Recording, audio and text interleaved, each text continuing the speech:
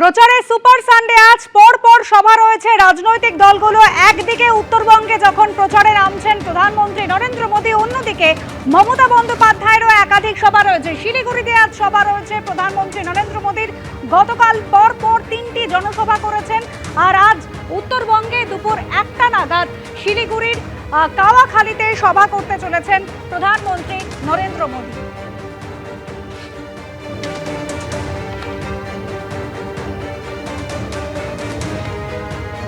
উত্তরবঙ্গে প্রচারে প্রধানমন্ত্রী নরেন্দ্র মোদী, শিলিগুড়িতে ভোট প্রচারে আজ প্রধানমন্ত্রী। দুপুর 1টায় রয়েছে জনসভা। আমাদের প্রতিনিধি শিবাশিস মৌলিক সরাসরি রয়েছেন আমাদের সঙ্গে।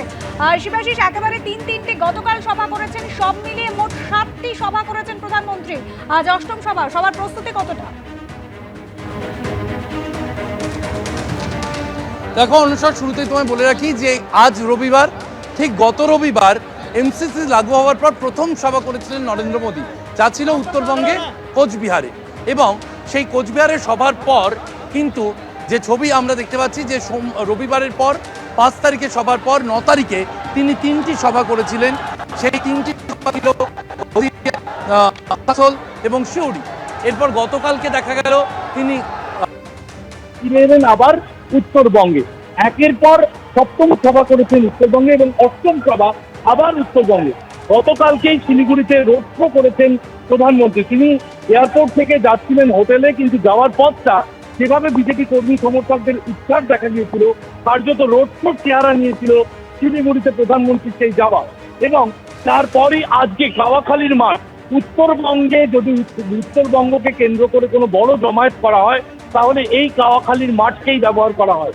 সেই কাওয়াখালীর মাঠে এর আগে 2024 সালে 9ই মার্চ সভা করেছিলেন প্রধানমন্ত্রী নরেন্দ্র মোদী। এবং তারপর আজকে দেখা যাচ্ছে যে এই যে সভার আয়োজন কাওয়াখালীর মাঠে, মূলত জলপাইগুড়ি এবং দার্জিলিং লোকসভার অন্তর্গত যে বিধানসভা কেন্দ্রগুলি রয়েছে তার প্রার্থীদের জন্য প্রচারে আসছেন প্রধানমন্ত্রী নরেন্দ্র মোদী। গতকাল রাতে তিনি শিলিগুড়ি থেকে গিয়েছেন। আনুষ্ঠানিকভাবে ছুটি রয়েছে 1টা নাগাদ এই সভায় আসার। তবে যেমনটা আমরা জানতে পারছি, সবার কাজ কিছুটা এগিয়ে আসতে পারে। প্রধানমন্ত্রী যেহেতু আজকেই তার দিল্লি ফিরে যাওয়ার কথা, সেক্ষেত্রে সবার কাজ এগিয়ে আসতে পারে কিছুটা, এমনটা কিন্তু আভাস রয়েছে। মাঠ ইতিমধ্যেই ভরে গিয়েছে। বিজেপি কর্মী সমর্থকরা বিভিন্ন জায়গা থেকে যারা এসেছেন তাদের মধ্যে উৎসাহ এবং আগ্রহ চোখে পড়ার মতো। দিব্যেন্দু সিংহকে বলবো একবার মাঠের ছবিটা পুরোটা দেখিয়ে দিতে।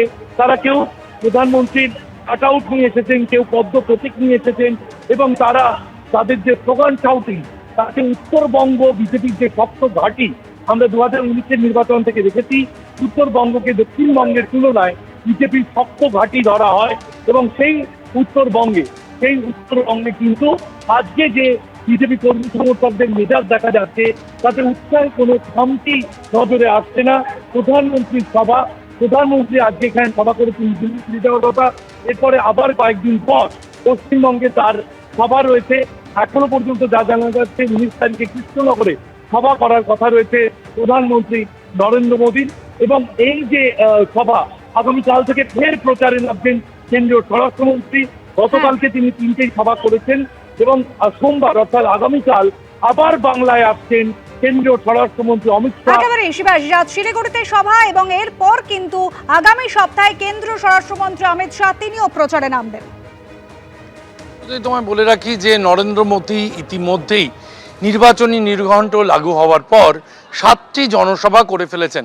5 তারিখে 1টি, 9 তারিখে 3টি, গতকাল আরও 3টি জনসভা করেছেন নরেন্দ্র মোদী। এবং তারপর তিনি যখন শিলিগুড়ি এসে পৌঁছন, বাগডোগরা বিমানবন্দর থেকে তিনি যখন বাইরে বেরোন, কার্যত রোড শোর চেহারা নেয়। নরেন্দ্র মোদী যে হোটেলে রাত্রিবাস করতে গেছিলেন গতকাল, সেখানে কিন্তু যাওয়ার পথটা দেখা যায় রোড শো হয়ে যেতে। যে ছবি দিব্যেন্দু সিংহ তুলে ধরছে, তুমি দেখতে পাচ্ছ যে পুরো যে মাঠের সামনেটা বিজেপি কর্মী সমর্থকরা তারা এসে জড়ো হয়েছেন।